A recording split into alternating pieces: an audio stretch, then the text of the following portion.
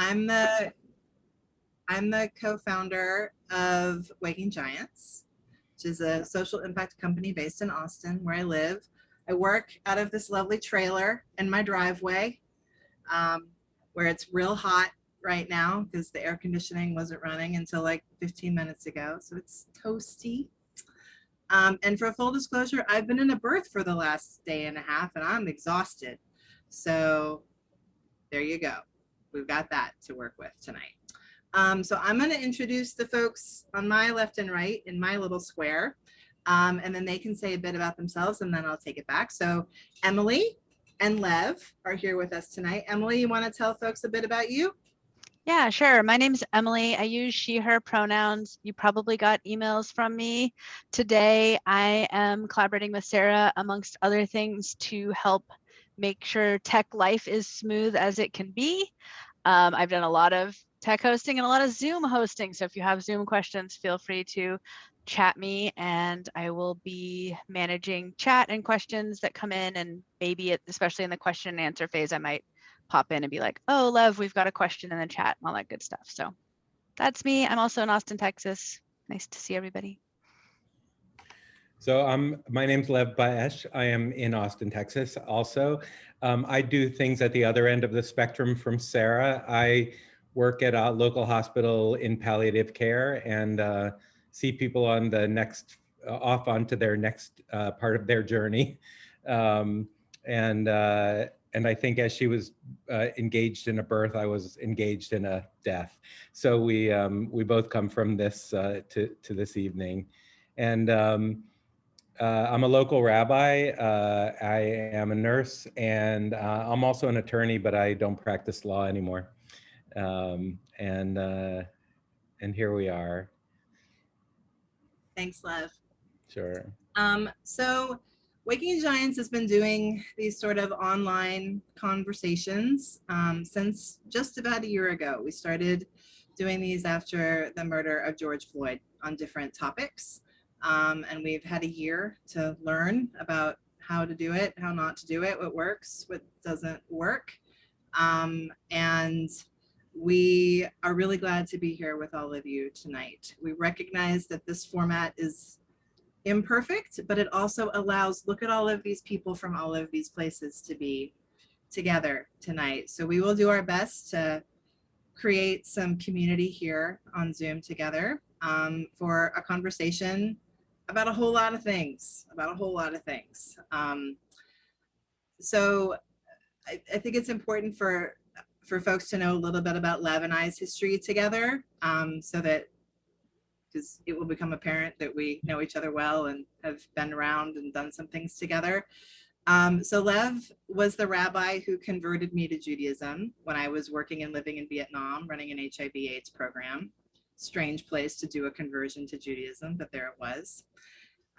He also officiated my wedding in a Christmas tree farm in Vermont, which was magic. And he is helping our first and oldest son through his bar mitzvah process now. In addition to that, Lev is just a good friend and ally. We have also done a lot of justice work together in the Middle East and other places, as healthcare is the lens through which we sort of access our justice and equity work oftentimes. So I messaged Lev a week and a half ago, and was like, hey, I think we should hold some space on the internet. And he was like, all right. I'm real tired. And I was like, I know, I am too, but we're going to try to do this. And I just want to be real clear that we don't know where this is going. We know, however, it is an important thing to do. And so we are here in that spirit to do that, to do this together. So to circle back to how Waking Giants has been doing this for a while, we found that it's helpful to lay out some ground rules, if you will. We call them our rules of engagement for conversations where there are a myriad of opinions and belief systems present, so that folks feel safe, because it is really important to us that this is a safe place for folks. So we have 4 key rules of engagement at Waking Giants. And the first, and as far as I'm concerned, is kind of the center and the most important one, which is humility. Recognizing that none of us are experts in any of this. There's no like certificate in Palestinian-Israeli relations that you get when you are the master Jedi of all this knowledge. And we are coming here, all of us, with varying degrees of information and lived experiences. And so our hope really is that we can root ourselves in humility. We are here to learn from each other and from the process of being in community together. The second one is connection. We really would love to encourage folks to lead with your heart in this conversation and this interaction tonight. Understanding and really believing that we all have each other's best interests at mind or at heart. I'm tired, y'all. I might trip over some silly words that like I usually say very eloquently. But we have each other's best interests at heart and mind. And that we're really, if you have a question about something that someone says, what we want to encourage you to do is to use the chat function, just down there, the little word bubble coming out of it, and to send folks a private message. And if you can, what we'd also really love you to do is to use the word curiosity in your communication to them. I am curious about the opinion you just shared. I'm curious about the thing that you just said, which will really hopefully encourage dialogue. Or, to put it simply, we want folks to feel called in, not out. That is the culture that we're trying to foster here. Thirdly, dare I say, folks, that this work can be fun. Lev and I have cried a lot over the years together, but y'all, we have had some fun, and we are committed to that. There is fun to be had. There is joy in this work, because if there ain't, we're not coming back. So we got to do this work in equal parts joy and justice. And that is really what we are committed to. And then the fourth rule of engagement is to really honor the sense of community that we are here to build together while apart in our little Zoom boxes. Emily, are there any housekeeping items you want to drop on folks before we get into it? Just that we'll be recording this. We are recording this. I imagine we will have link access to that in the next week or so, as we have time to edit that and, just clip out the silence parts when we were logging on at the beginning and stick it on the internet. And then, as I have mentioned in chat right now, I still have that form up that I sent out an email earlier today. I didn't get any questions that way. I know some folks sent questions into Sera and on social media various ways, so we have those captured. But if you do want to submit a fully anonymous question, that would be a way to do it. I'm monitoring that as we're going. And also, you could always private chat one of us a message if you want to, because private chat's turned on. If you don't know how to do that, the easiest way is probably to turn on the chat box, and then it says to everyone, and where the blue box says everyone, you change it to a different name. If you have Zoom questions, let me know. Yeah.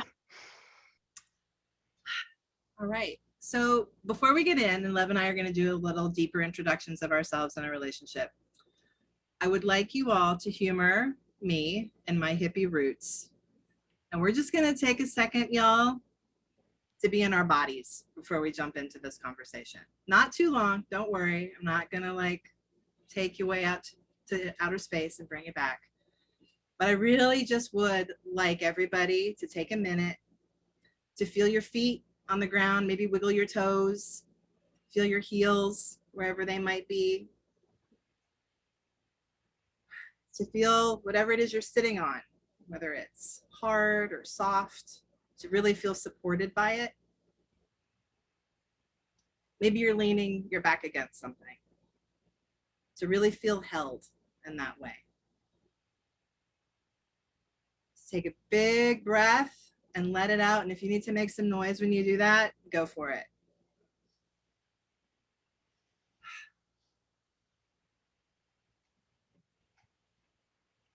All right, let's feel our hands, wherever those might be. Wiggle your fingers, maybe do some like these guys.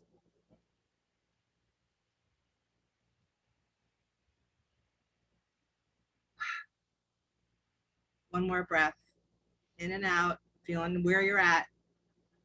taking up space because you deserve to.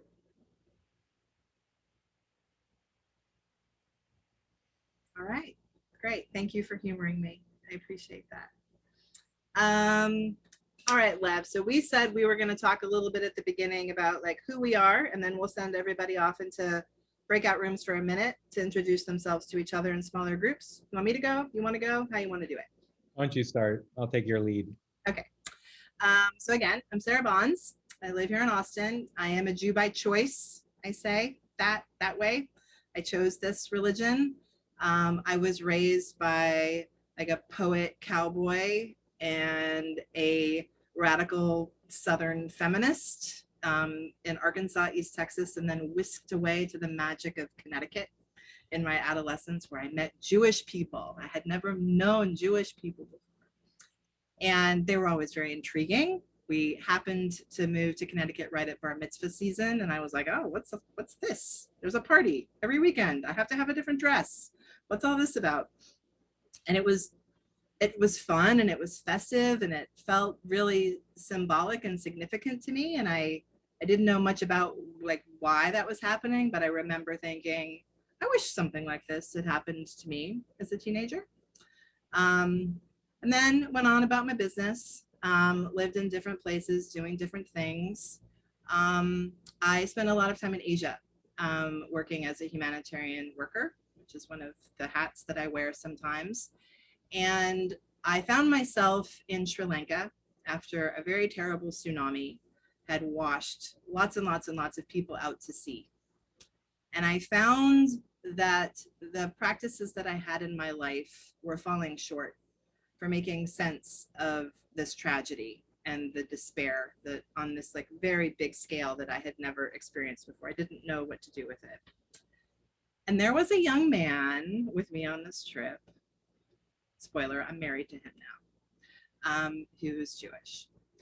And he seemed to like navigate this somehow in a way that I did not understand.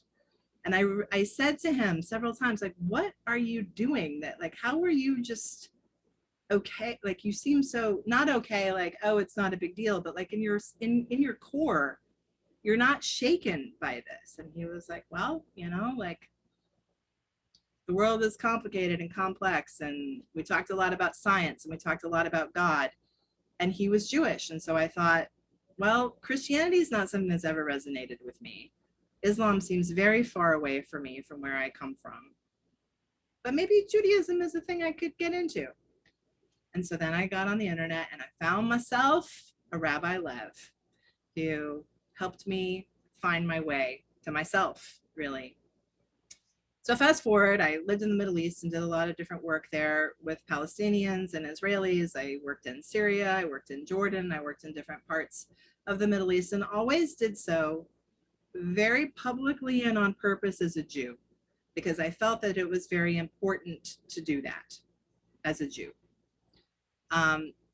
There are lots of experiences that I had in those places that feel poignant and significant during times when there is violence in that part of the world. I have lived through wars in that part of the world, one of which found me carrying my 2-month-old son in the middle of the night while missiles were falling in our neighborhood to a bomb shelter. So I don't mean to say that this is something that's far away. Like I feel it in my body. I know this experience. I also have people who I care about a lot who live in the other parts where the conflict happens. I have a colleague who's Palestinian. He's an OBGYN, and he lost several members of his family live on Israeli television during this same war that I was living through with my newborn son. And I helped him bury his kids and helped him get out of the country, raised money for him and his family to start a new life in Toronto. I share that because it's important to me for you to know how much it matters to me to spend my time working actively to protect the people in this particular conflict who are often targeted and don't have the same kind of safety and protection as Israelis. I don't say that to simplify it because it isn't, but that is my part of this experience. Why, when we hear about this conflict, like I see Dr. Baesh's face. I see the faces of his kids. I remember the thumping of my heart and the sound of my feet on the concrete as I ran, looking for some hole in the ground that I was supposed to climb into with my baby. This is a really complicated situation. Lev and I are not going to solve this for anybody tonight. And also that on purpose. We need to learn to just be okay with the complication of it, with the hardness of it. Not look for an easy answer. This is big work that as Jews, I feel very strongly that we need to be doing in our families, in our homes, and in our communities together. Not because we're right, not because we're wrong, but because we have skin in the game and it's our responsibility. So that's me. Your turn, Lev. Thanks. Hey, I was born Jewish, and I have a long history of rabbis in my family. I'm a third generation Reform rabbi, which is liberal Judaism in North America. And I was raised very strongly connected to American Jewry, with very little attachment to Israel in my family. And I wasn't really sure where any of that came from, because all of the places we were as Jews in the United States, all of the synagogues and the Sunday schools and the summer camps were so heavily devoted to Israel. And this is in the 1960s and 70s. That I just it was always challenging for me, because I didn't really understand where that was coming from and why we were different from that. I did learn along the way that I have one uncle uncle by marriage, who had refused to go to the rabbinic school in Israel for his first year of the program, because for political reasons. And I still, when that happened, I didn't know what that was about either. And I have always been strongly connected as a Jewish person, and a Jewish leader, even as a kid. When I went to college, I was a co-leader of the Hillel, the Jewish organization at the university. I taught in the local, I ran a local youth group program in Worcester, Massachusetts. And I was heavily connected. And actually before college, I was trying to run away from home as far as I could go. And I knew that there was something about Israel that my parents would buy into. So at age 14, I found a high school program in Israel, and I ran away to Israel for a year with my parents' support. Although at the time there was more fear about what was going on there than joy about me going to Israel. And I think worrying about my safety was a big deal. It was 1976 and 77. And there was a lot going on with Egypt and Sinai, and so and as a kid at 14, I had no idea where I was headed. I just knew that I was getting to go somewhere interesting and far away from home for a long time. While I was there, I started to make friends with Israelis and Palestinian kids my age. I lived on a farm that was surrounded. It was a little Jewish farm surrounded by Palestinian land and fruit trees, and we had some interactions with the people around us that were really lovely. And so I started asking questions about Israel and about Palestinians, and came home after a year, wanted to go back, went back the next year. And I was with a Israeli military pilot. He was actually an Air Force senior military leader, and we lived in the West Bank in a military base for a little while. And it was part of an experience of trying to figure out for myself what it would mean to make Aliyah, to move to Israel if that was something that I was going to do. And this is all sort of in the mix of, I'm not really sure what this whole country is about and why we're attached to it as Jews. And I knew all of the intellectual stuff about the Holocaust and the emotional stuff about the Holocaust. And I knew that American Jewry, excuse me, my oven's beeping.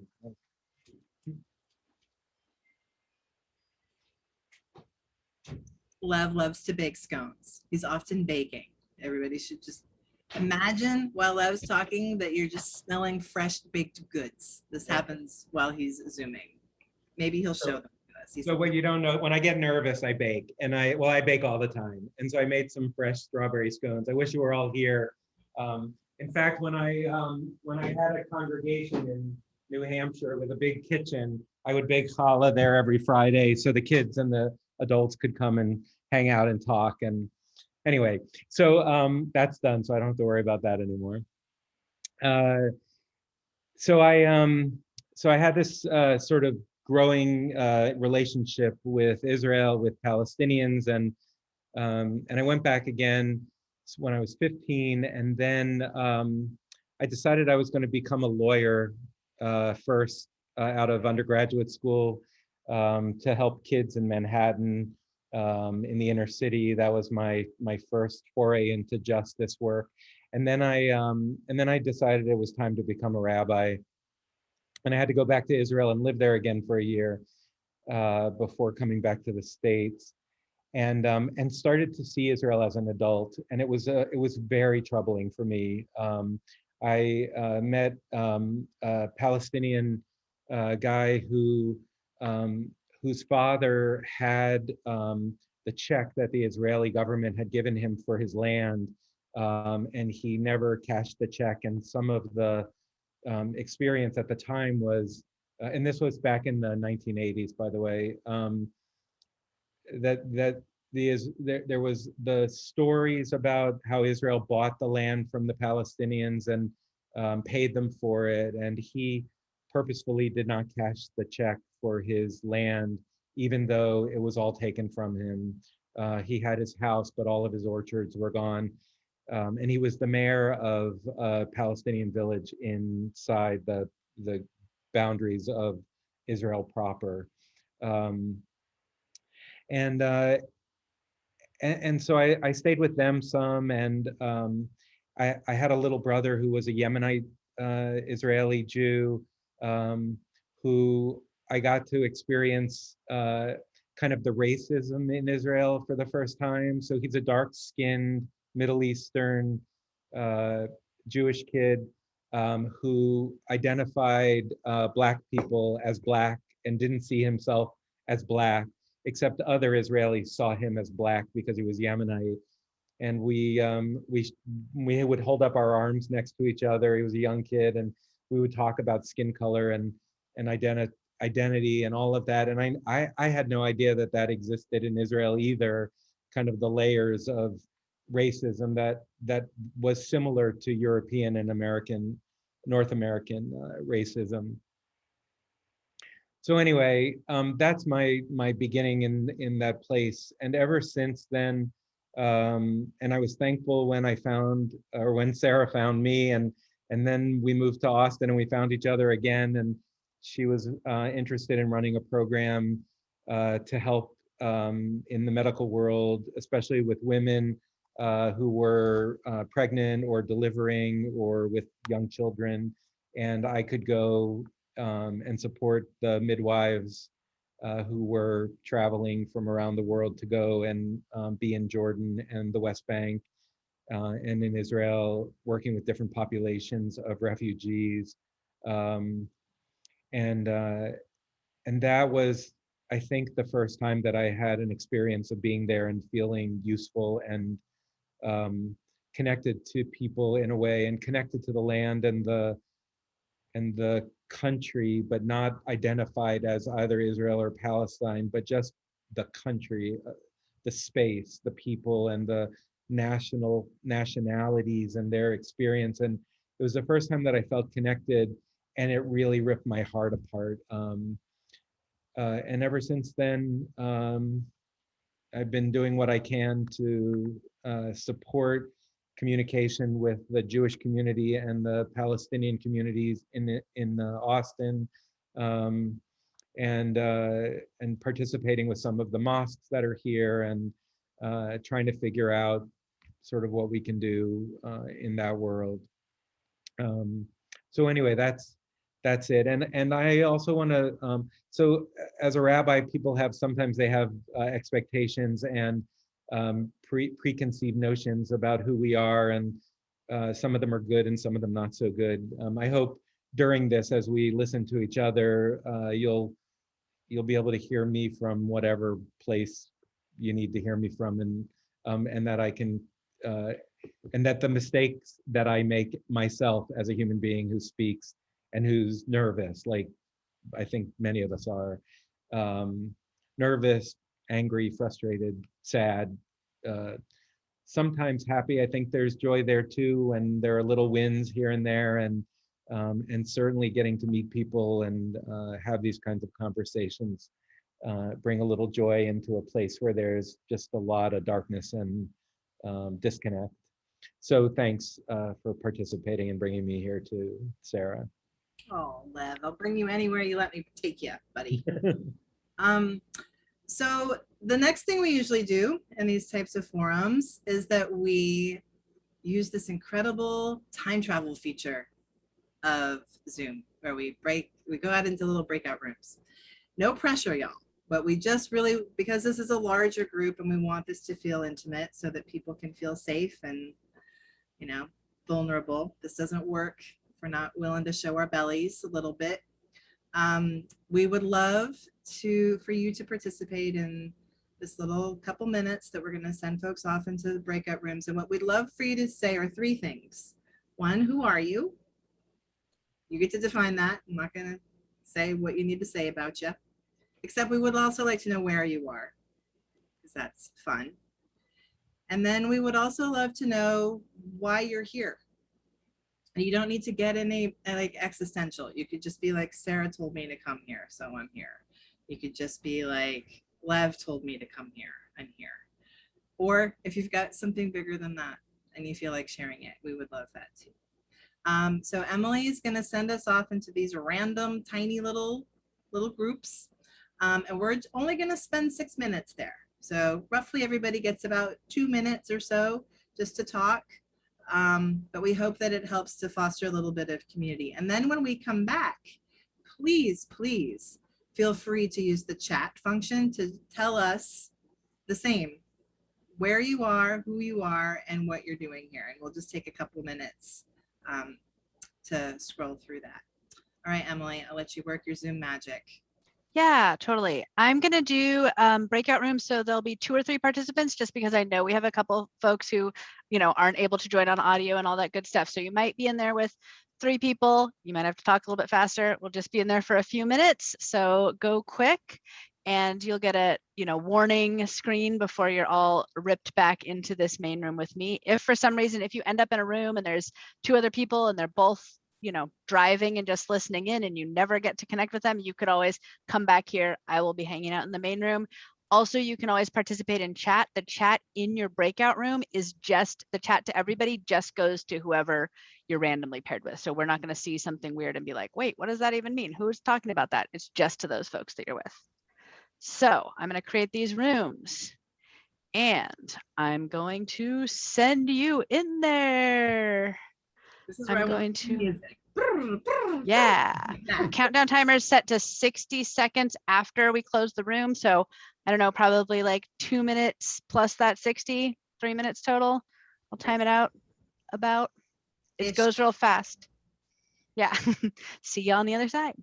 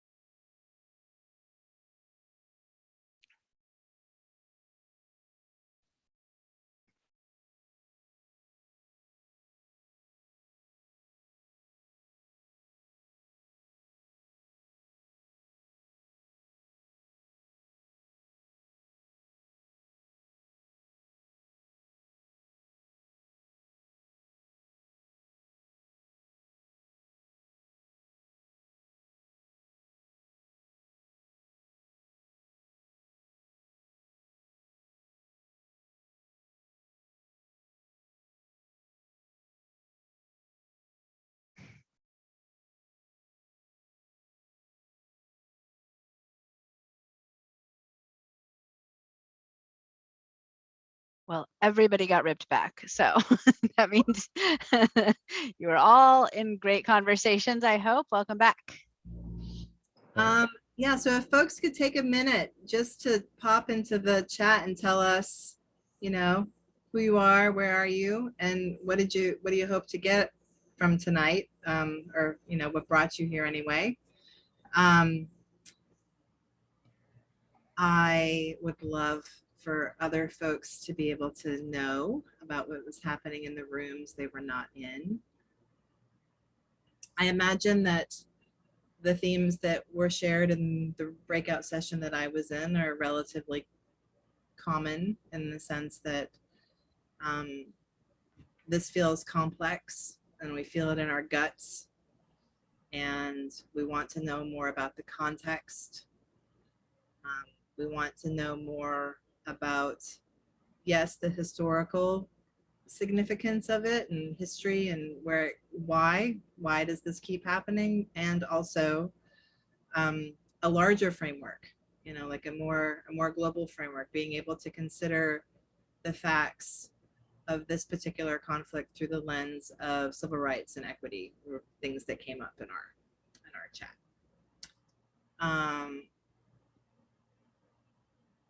Let's just take a sec.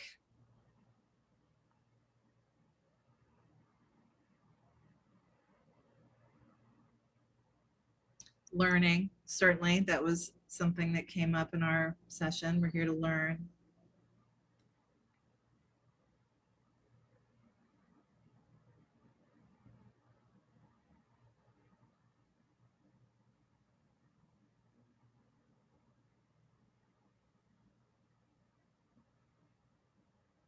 I thought there were some interesting things that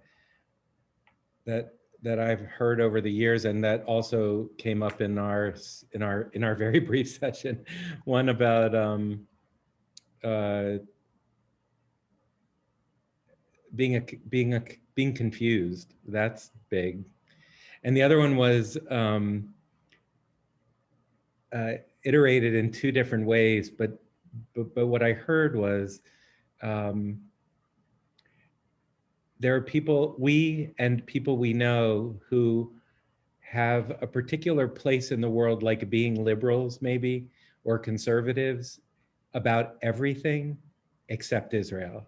That Israel comes in as a different kind of conversation than our normal sort of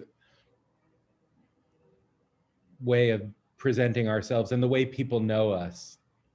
And it can go in either direction or any direction. It's just that like Israel holds some kind of a different place in the way we talk and what we express and what we listen to and what makes us uncomfortable and what all of that.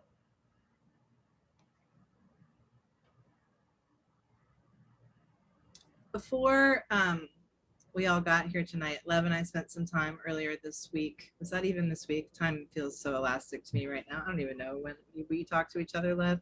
Sometime in recent history, about how we wanted to frame this tonight. Like how, you know, it's not like Lev or I are super officials on any of this, and yet we feel this is necessary, the space just to be, and to be scared and to be mad and to be whatever we are, and to be seen and heard for that.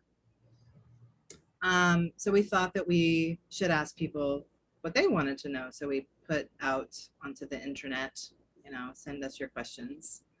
We got some very hard questions, no surprise.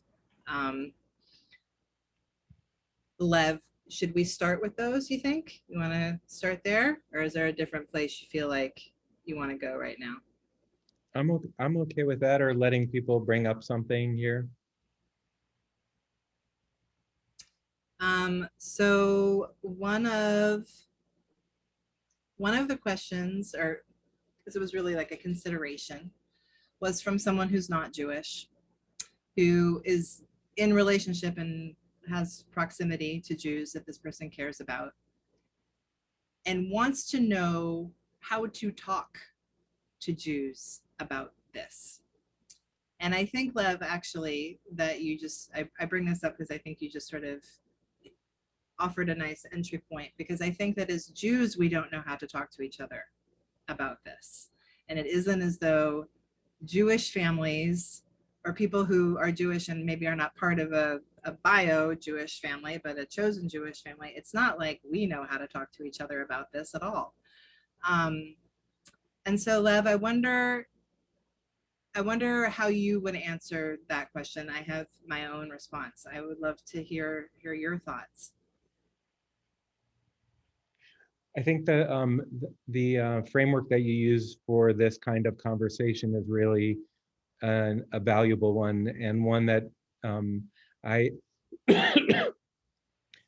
I do under the surface, but not so explicitly. But to start with, I'm curious about when somebody says something about Israel that is challenging or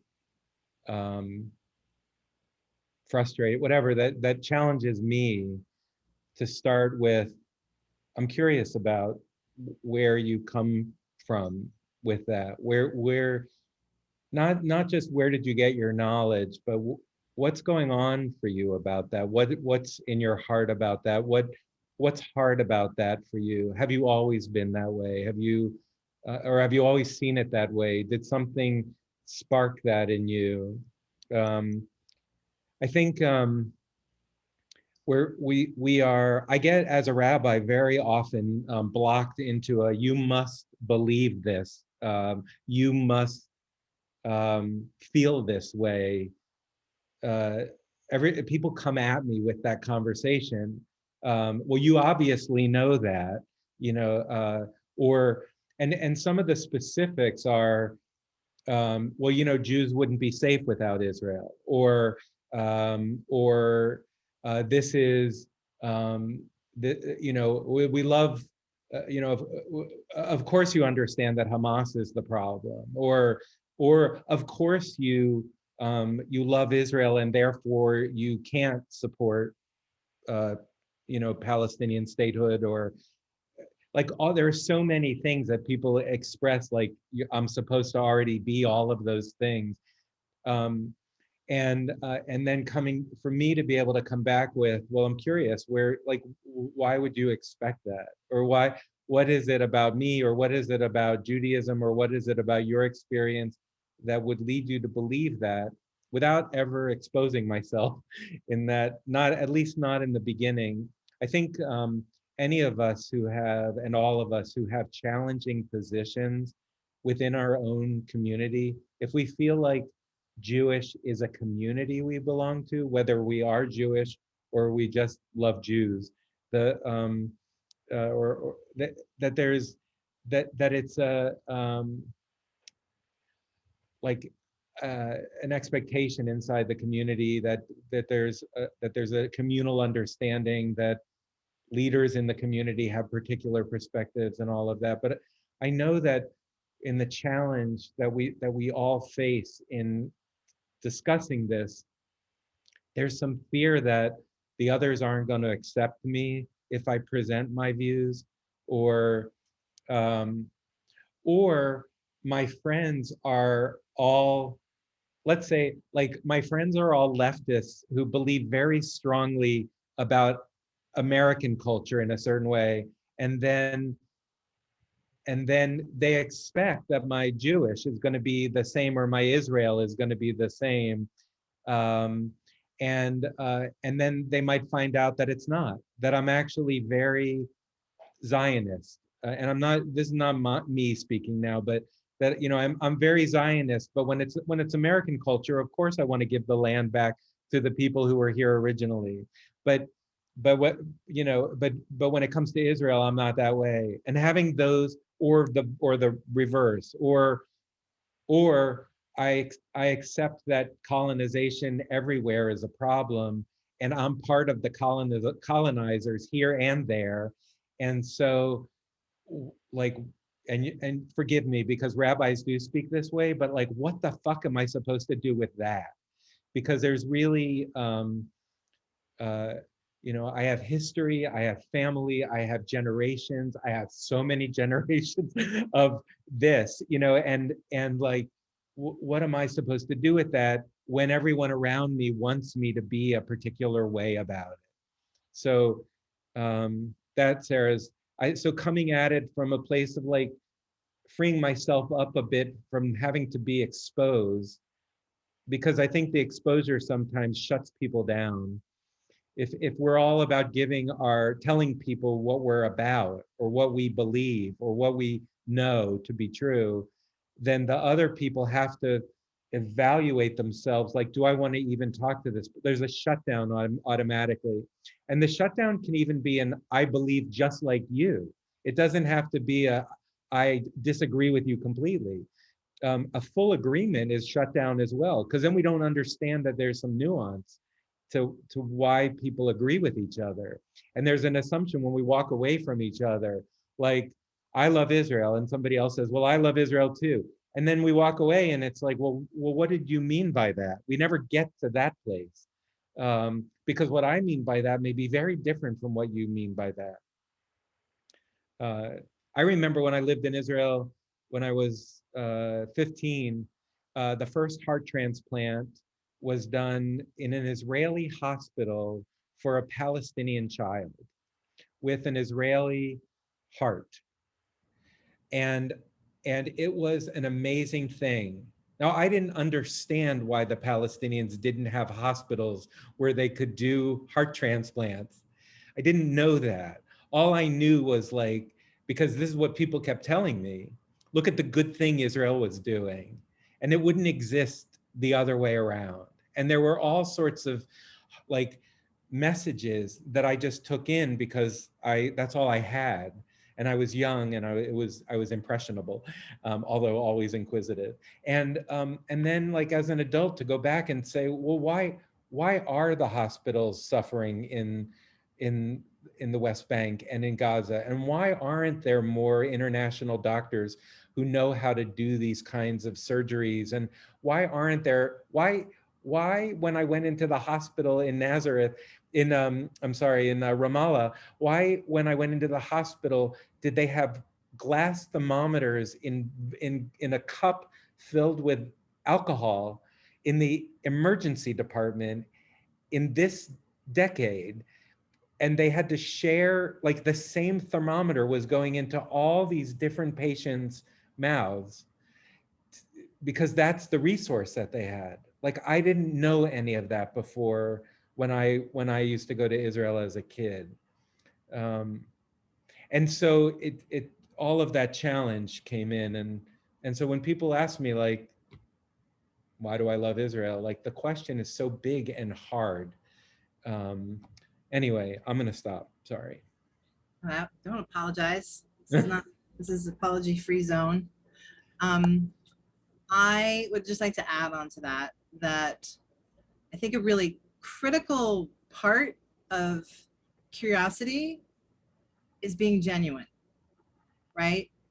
So I think that the way that we have conversation with Jews or people who have strong opinions about this, and obviously we could extrapolate this across any other part of our life where there are tense conversations, is to show up to a conversation to listen and not to talk, right? To show up to a conversation to really hear what other people have to say, not to ask a question simply so that you can wait for your turn to speak and say the thing you've already decided to say. We're really bad at that. You know, we tend to not really listen in conversation. We hear like the first 3 words and then we spend the rest of the time formulating our like very witty rebuttal or thing that we're going to say that demonstrates all the things that we know about the thing. And I think to the best that we can, diverging from that practice around topics relating to this are really useful. I was lucky enough, and I say this with a genuine and full heart, to marry into a family that has a wide range of views on this topic. And I have found myself at many, many tables of meals over the last 15 years where I feel baited where people will just say, well, Sarah, what do you think about the West Bank? You think we should just give it all back? And you know what? That person doesn't want to actually have a conversation with me. The person wants to have a fight with me so that they can talk about the thing that they want to know, right? So like what I have to say there is very insignificant. And if I'm feeling particularly good-mannered, I will just say, well, tell me about that. And then I'll just like get out my book and listen and try to like not yell and really hear it. But what I have also found is that those same family members give money every time I ask them for money for the work that I'm doing in Gaza and the West Bank. That when I go to their houses and I see their bookshelves, they are full of leftist books about topics that I would have assumed they were not interested in learning about. Have they read the book? I don't know, but it's on their bookshelf. So I find that I have a lot of work to genuinely do around this. When I make assumptions about why someone is asking me into conversation about a thing, and I assume like, oh, you just want to fight. Like, you don't actually want to talk to me about this thing. If I'm feeling well regulated and generous in that moment, maybe I could do a better job of just saying, I'm curious about why you want to know that thing, or tell me about what you think about that, rather than feeling that I need to have the answer to the question. I think that we could all do better in that regard, in listening and coming to conversations with genuine curiosity and not just the need to perform the things that we know. Another question we got was so hard.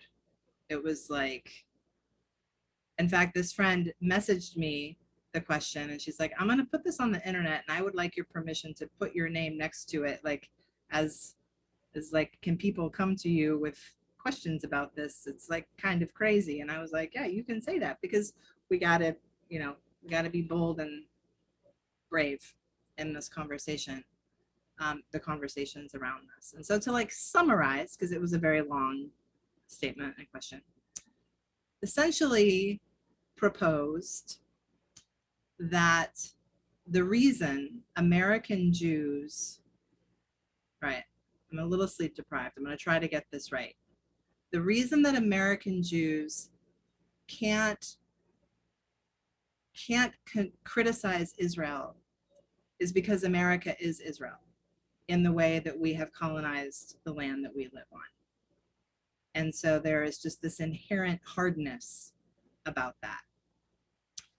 And again, like we said at the top of the show here, y'all, we are not here to solve all the problems tonight. It's not like we got the answers to any of this. But as a person who came to my education about the state of Israel in my 30s, like I didn't know any, like when I thought about Israel, I thought about Jesus, because I grew up in the Confederacy, and like that's what Israel, that's where Jesus came from. Like it wasn't a place that Jews lived, it was where Jesus lived. And so, you know, I came to my first trip to Israel was to do an assessment, a health assessment in the West Bank. And like what I did in Israel was sort of secondary to what I was there to do. So my education and exposure to this place is not the same as certainly my husband's, who was born and raised Jewish and has a different sentiment about the place. But it has always seemed very obvious to me, as a person who came to the history and exposure of this place later in life, that it has been colonized by Europeans. I don't mean to say like there weren't reasons for it. There are always reasons, right? Like any colonizer has a reason for what they're doing, but like that, and how one walks that back, I have no idea. I don't mean to say that like I have the answer to that, but it does to me seem clear. My husband and I argue about this all the time. Again, I'm not here to say that like this is the way, but I think it is part, and I am excited to see it be part of the 2021 version of this conversation publicly, that at least people are putting these words together in public. not because we have the answer to those words linked together, but because I think it is time to at least consider the conversation. And I shared Lev, when I shared that long question with Lev was like, oh, damn. Okay. So those are the two like very heavy questions that we got on the internet.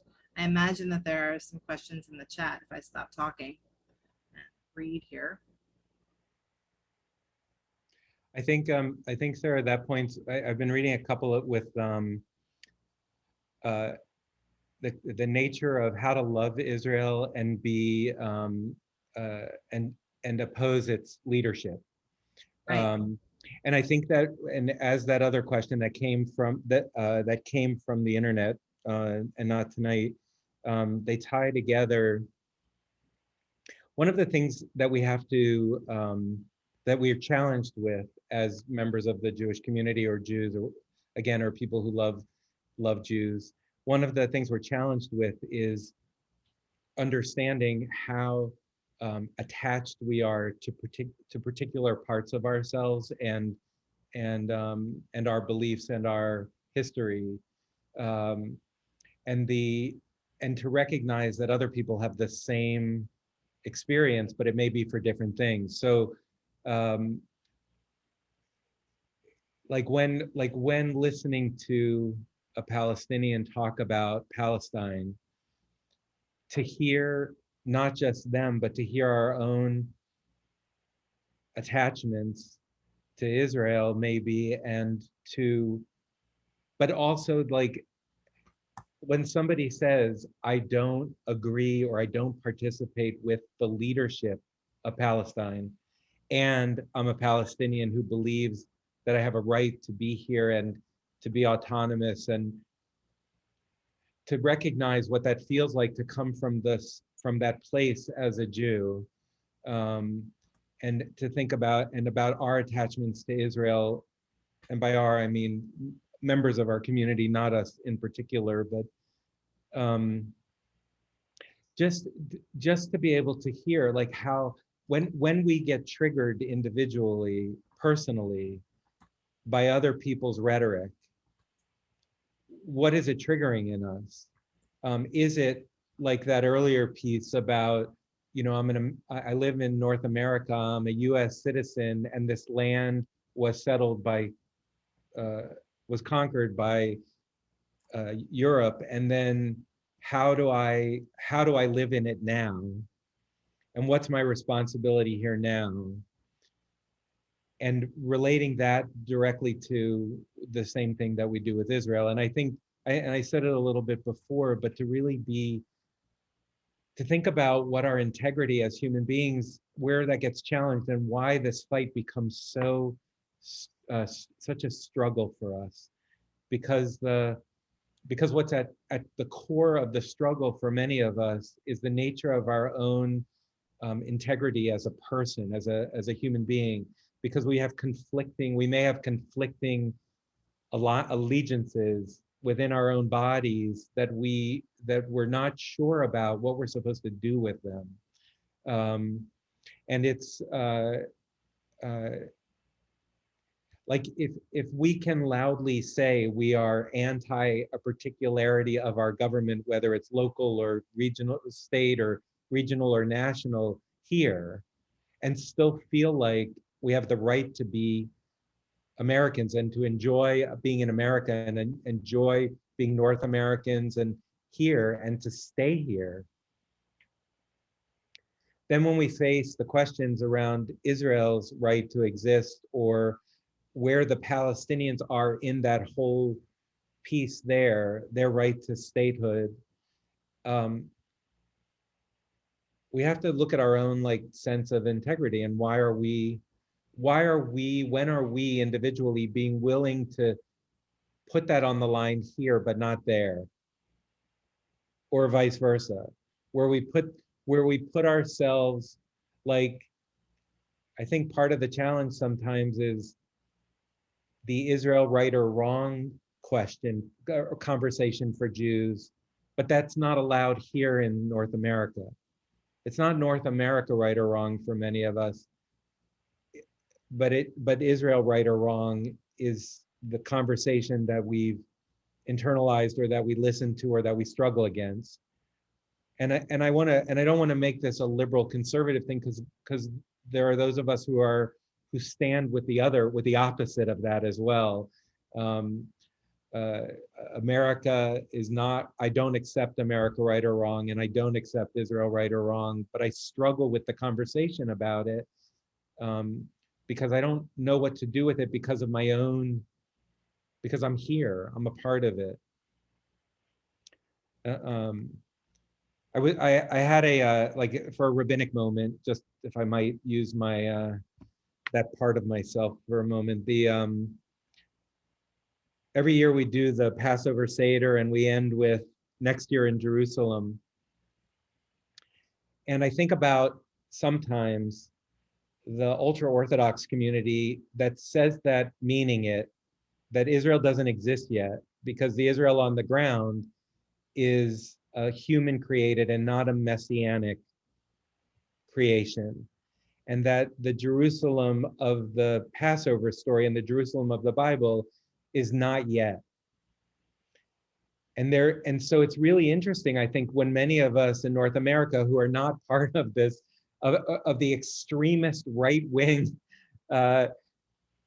Jewish perspective, where within that perspective, living in the land in the Middle East and living here in the United States and around the world, voice the opinion that Israel does not exist yet, and where they live is not Israel.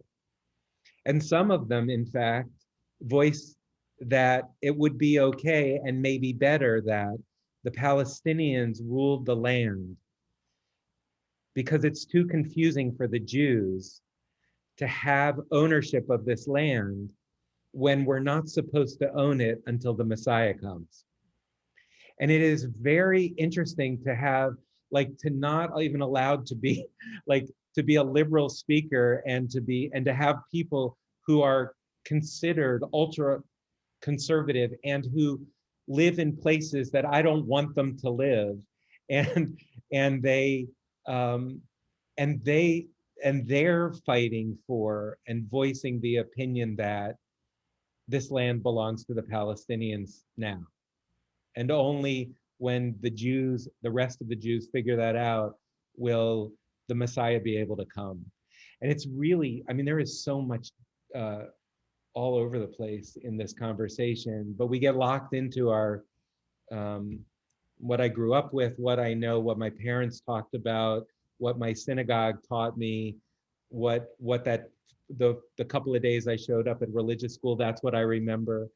That my favorite holidays are around the discussion of Israel and the sanctity of Israel and the attachment to Israel, and that even within the Jewish world, from all extremes, there are questions that are raised that sometimes are kind of Western, left of center, right of center, wherever we are, far left of center, far right of center. We're not even as far out as some of them.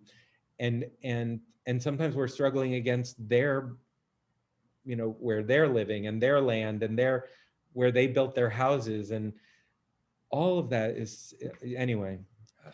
So my rabbinic piece was just like, even in that, to bring the questions up, not only with each other, to be inquisitive with each other, but to really, like, when we're engaged in the literature that we read as Jews, whether it's prayer book or Bible or Passover, Haggadah, whatever it is, that we really pay attention to where Israel fits in that language and how that's shaped who we are and how we struggle against it. Some people have walked away from Jewish ritual because of the nature of the conversation of Israel in the text as people read it. Not that it necessarily says that, but we do the same thing with text that we do with other human beings. We listen as if we know what they're saying. We interpret it in our own head, and we stop asking questions about what do they mean, and what might the text mean that is different from what I think it means, and maybe I can engage with it deeper. So my hope always, and this again, part of my humanity before I was a rabbi and still, is that engagement is really the struggle that we are as human beings, to be engaged with each other, to build community, to build a world of knowing each other. And that we can use that. One of the benefits of being within inside of the Jewish community is that we can struggle against our texts and have those conversations with our texts in a place where maybe talking to another human being gets too heated.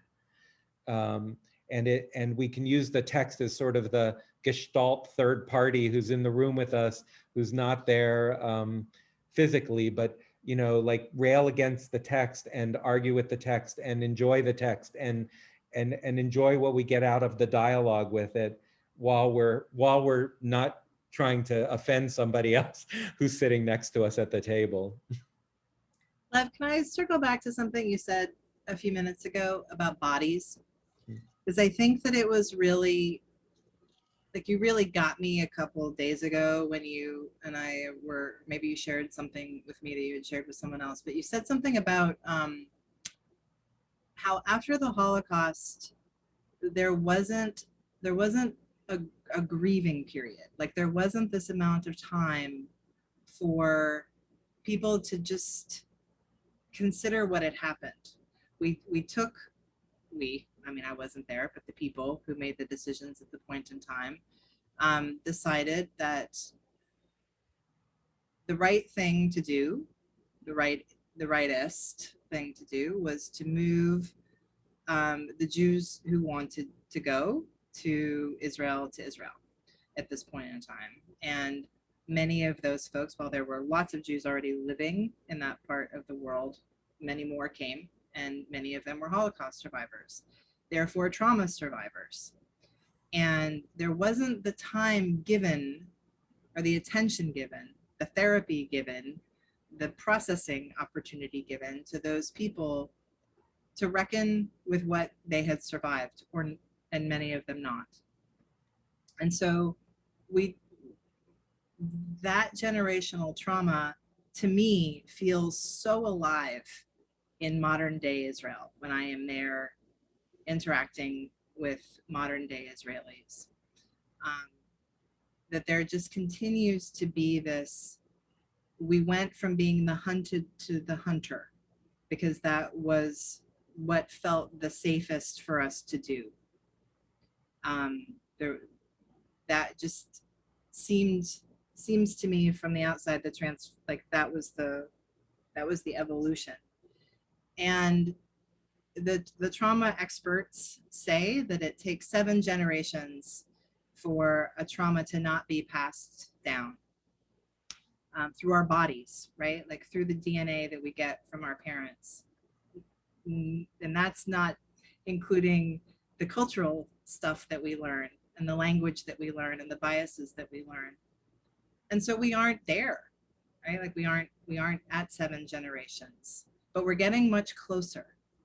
And so I wonder if we aren't getting closer to this particular conflict, this particular unresolved for many situation, like if the people involved aren't getting far enough away from the acute situation where perhaps a more equitable and just and humane solution can be found.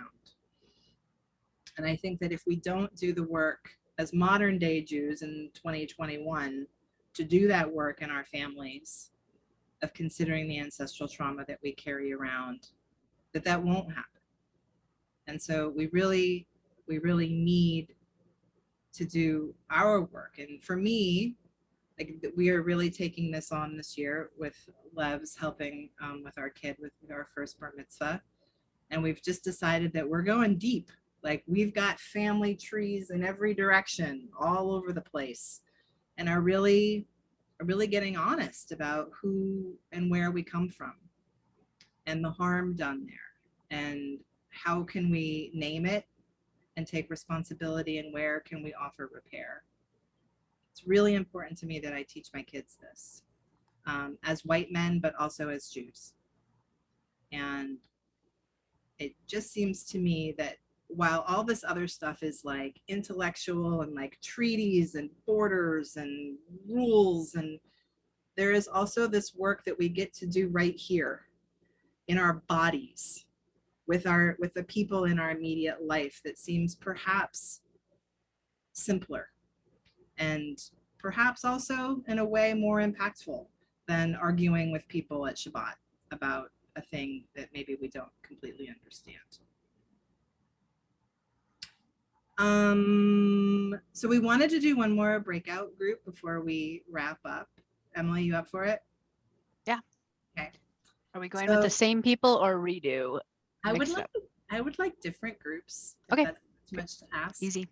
And what we would like everybody to consider is, what was something that came up for you here tonight? Not necessarily maybe something you heard one of us say or something you read in the chat, but something that resonated and came up for you.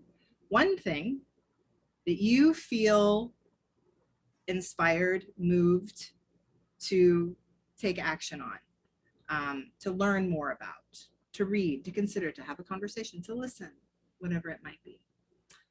So we're also, this one will be a little longer, maybe. What do you think, Emily? 8 minutes? 10 Yeah. minutes? 10. Yeah, 8 to 10 sounds great. So conversational, but really focused around action. Oh, and we have a rule. We have a rule here at Waking Giants. I get to make the rules. This is a fun job, part of my job. This thing does not get to be something you will post on the internet and does not get to be someplace you will give money. It has to be non-performative in this way. So something else. And so it is with that, Emily, that you will send us off into space, please. Yes, let me paste in chat really quick. And see you all on the other side.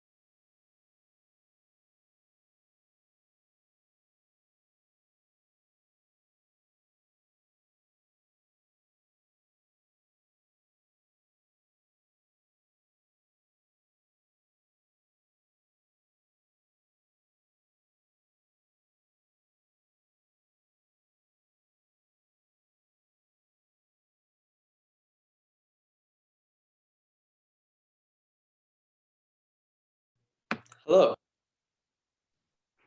Hello. The person in my breakout room was just like not there. So. Oh, yeah, no worries. Yeah, that totally happens. Well, I'm happy to chat. Yeah. Yeah. One, thanks for being here for the technology stuff. Sure, of course. Yeah, something that came up for me that inspired me to take action. One thing that I have been concerned about is just seeing a lot of the shutdown or the use of the term anti-Semitism to deflect from critiquing Zionism or Israel, and how the ADL has inflated that to really kind of, and it's kind of covering up and reducing the impact of what calling something anti-Semitic means. And so I think that's a little concerning to me, and a little worrying that it doesn't concern Zionists or people who are Jewish, that like that that conflation leads people to see it so much, become blind to it, and then if anti-Semitic acts that are hateful and violent actually occur, it reduces the reaction or care of it. Yeah, it's hard. I think there's like so much, it's like not dissimilar, hello, from the like conversation around being called a racist, right? Or like doing racist things, or even like not realizing like that stuff is racist. Like we are part of, I would, like we are in America, I think, especially like, and pretty much everywhere, but like we're a product of a white supremacy culture. And like there's no way, even if we are non-white, we have a lot of messages from that. And I think that probably extends a lot to anti-Semitism too. It's like, I don't, especially like as a, half Asian girl growing up in California in the 90s, like I wasn't deeply connected to Judaism. And now weirdly in Texas, some of my best friends are Jewish. And so it's something I'm, learning a lot more about in the, in my adulthood. And yeah, I think that the tiptoeing around anti-Semitism and creating a space, like in my anti-racism work, maybe in the past 5 years, I feel like it's easy and kind of empowering in a weird way to be like, yeah, I'm racist. I'm going to make racist mistakes. I'm going to, like, that's not like capital R racism. Like I'm not trying to, but like I am a product of a racist society and I have embodied that, and like I'm working really hard to unpack that and to be better. But I get why that is so hard for people to hear, and why I don't know, like that is a hard position to be in. And I think you're right that it doesn't lead to depth around and complexity in a good way. But yeah, no worries, Jane. What else is coming up for y'all? Well, I think that in light of what we are hearing here in the States, with some of the folks who sit in government and represent states other than our native state, at least in my case, but it's very troubling to hear people like MTG, because I don't want to say her full name, but I think you all know who we're talking about, comparing the mask wearing to the people being labeled with their gold stars and being taken by trains to the camps and murdered, and just really being so completely ignorant and stupid. I don't even have a word for it. And so we have now a domestic issue around racism, regarding that, and then also having this conflict as an ongoing thing between the Israelis and the Palestinians. And, we now have this peace agreement, this very fragile situation now, but it keeps coming up every so often. And there's very little, hope or belief that there can be any resolution to it that will come out of it in a meaningful and productive way. Yeah, for sure. Yeah. I don't know what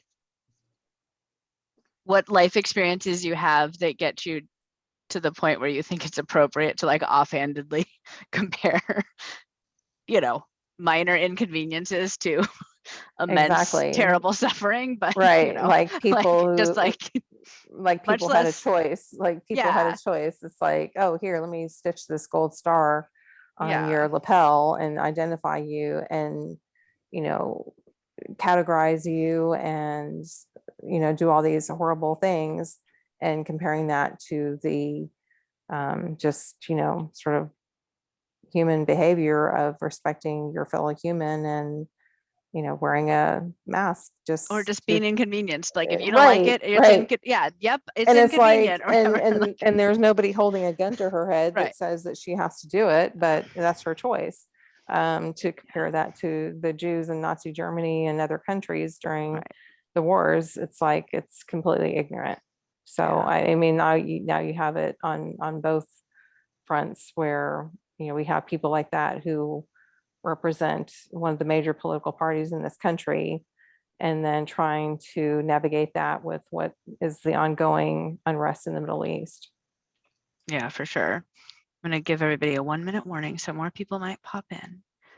But yeah. Sorry, Raphael, I didn't have my audio connected, so Oh no, it's okay. Don't I worry. was trying to communicate via messaging. Yeah, for some reason the messages weren't popping up. Like Okay. I got a Oh. message that said this, and that's it. Well, Huh. I was trying to correct something where Okay. I would meant to say this and I had said his, I think. So Well, no you're all worries. good. You found each other, and then we got to chat, and I didn't have to sit in my living room by myself. So that's nice. Thanks for coming back here. Mhm. Yeah. Do folks have any? Do you have any plans to do anything, like any action plans? I think my 2 close friends couldn't be here because they had that are Jewish couldn't be here tonight because they both had babies in the pandemic, so their lives are Oh, wow. chaotic in the way that newborn lives are chaotic. But I'm going to make sure that they can, you know, access the link to the recording and all that. I think it'll be really great for them. Thank you so much for taking the time. Thank you. Hi, folks. Oh, that was so nourishing. Oh my God, that was so great. I want to do that with like everybody, but that would take so long.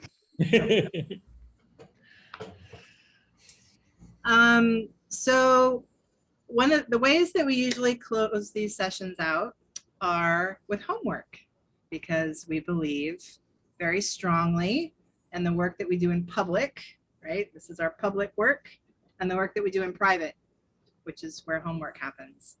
But I had a lot of birth work this week, and Lev's working a lot of hours, so we didn't get it together for you tonight, folks, but it's coming. It's coming.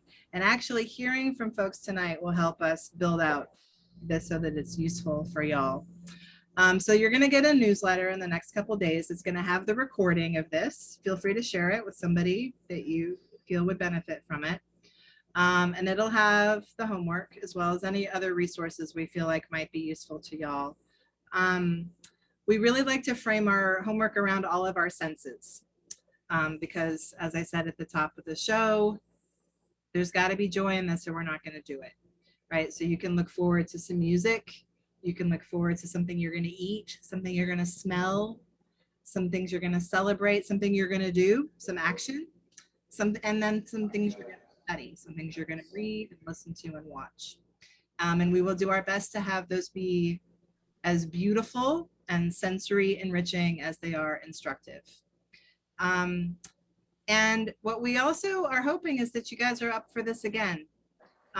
We would really like to be able to offer, Lev and I have been doing Shabbats together for off and on since quarantine started. We did this really powerful Seder at the beginning of quarantine. And we would love to do this again. We also want to do it in a way that it feels sustainable to Lev and Emily and I, because we are tired and this is hard. And so I think once a month probably feels about as much as we can manage, certainly for the next couple months. So what we would also love to hear from y'all is, what do you want to know? Like, what do you want to study? For full disclosure, we're also building out a Palestinian version of this and trying to figure out like where those two come together, in the sense that we all, I think in North America and Canada, where most of us on this call are calling in from, We know somebody who's Jewish, we know Jews, but we may or may not know a Palestinian. Or if we know a Palestinian, we may not know that we know a Palestinian. And that part of the story is not as accessible and well told and documented. And so we're in conversation with different friends and colleagues in the West Bank and Gaza. For instance, some women Gaza, how am I saying? I'm so tired, y'all. Women in Gaza who are DJs.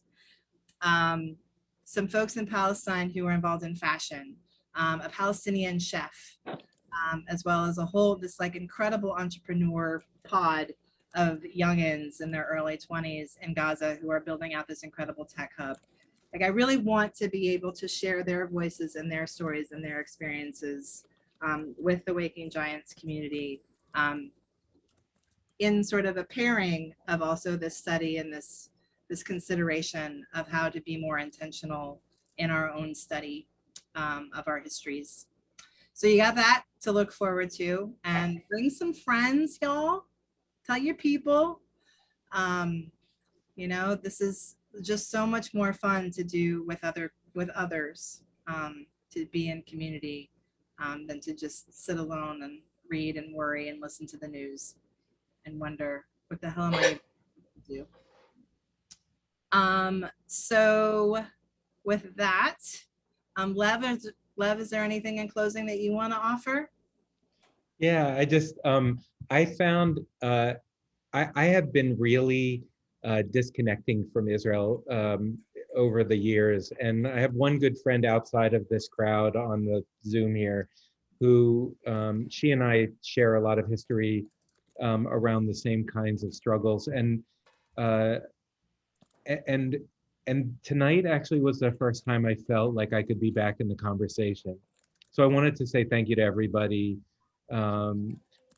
My two small group partners, party little groups, and Sera, and this whole, just sort of like, kind of, one of the things is, with everything that's going on in life, to not watch the numbers at the end of a Zoom call sort of drop off, like that everybody's still here and engaged for the most part, and with everything going on in our houses around us, and that I got hopeful, and so I'm thankful. Like, the joy in this for me is just knowing that all of you were here tonight, and wherever that goes, it's just, that was great.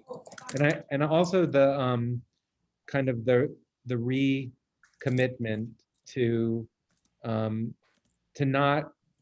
not be a rabbi who doesn't address this in my work as a rabbi. So, like, to say that positively, rather than waiting till Passover to talk about next year in Jerusalem, that the high holidays are going to be my next opportunity, and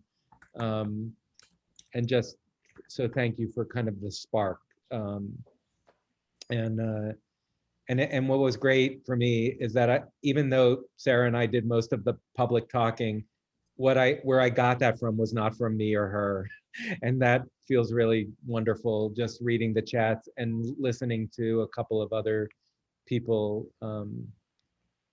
including my colleagues on here, which I guess we all are in this work. We're all colleagues, so I'm thankful for that. Lev, I'll just second your emotion there on a renewed commitment to this. You know, yesterday was a terrible anniversary marked in the world, and last year at this time, when we started hosting these workshops on Waking Giants, we had hundreds of people showing up, and by September we had 4. And it wasn't because what we were offering wasn't great. It's because this work is hard and it requires a certain amount of stamina. And I want to thank you all for being here, because I know you're as tired as I am. We're all tired. I wish I could say that we were going to be less tired in 4 months, but I'm not particularly hopeful on that front. But what we do have is each other. And it's just so important to keep showing up, as hard and as exhausting as it is. It's the work. Sometimes just showing up is it. Nothing else required. Just show up and listen, to be present. So I really do hope that we'll be able to continue this in some fashion, and that you'll tell your people and bring your friends. This is what anti-racism work looks like. This is it too. It looks like lots of different things, and this is part of it. So thank you so much for sharing your evening with us. I hope that you found something here that was resonant and that fills you up as much as it inspires you to go learn something new. And hopefully we'll see you again soon. Stay safe out there, y'all. Good night.